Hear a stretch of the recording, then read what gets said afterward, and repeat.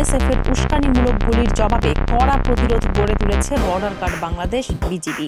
গত সোমবার বিকেলে বিএসএফ আকস্মিক গুলি ছুড়লে তাৎক্ষণিক পাল্টা গুলি চালিয়ে এর জবাব দেয় বিজিবি।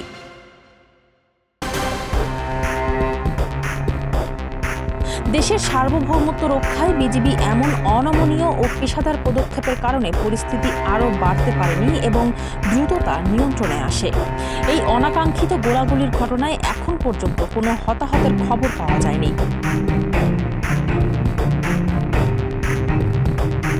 স্থানীয় সূত্র ও বিজিবির সিলেট ব্যাটালিয়ন জানায়, সোমবার বিকেলে সোনারহাট সীমান্ত এলাকায় আকস্মিক এই গোলাগুলির ঘটনায় পুরো এলাকায় চরম উত্তেজনা ছড়িয়ে পড়ে। তবে উদ্ভূত পরিস্থিতির পর থেকেই পুরো সীমান্ত জুড়ে নিরাপত্তা ও নজরদারি ব্যাপক জোরদার করেছে বিজিবি। যে কোনো ধরনের অপ্রীতিকর পরিস্থিতি এড়াতে সীমান্তে অতিরিক্ত জনবল ও টহল মোতায়েন করা হয়েছে।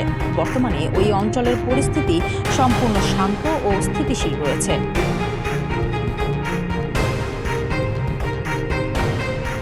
বিজিবির পক্ষ থেকে সাফ জানিয়ে দেওয়া হয়েছে, সীমান্তে যে কোনো ধরনের উস্কানিমূলক কর্মকাণ্ডের বিরুদ্ধে তারা সর্বোচ্চ সতর্ক অবস্থানে রয়েছে। একই সাথে যে কোনো অনাকাঙ্ক্ষিত ঝুঁকি এড়াতে স্থানীয় জনপ্রতিনিধি ও সীমান্তবর্তী সাধারণ মানুষকে অবৈধভাবে সীমান্ত অতিক্রম বা অননুমোদিত কর্মকাণ্ড থেকে বিরত থাকার জন্য বিশেষভাবে অনুরোধ ও সতর্ক করা হয়েছে।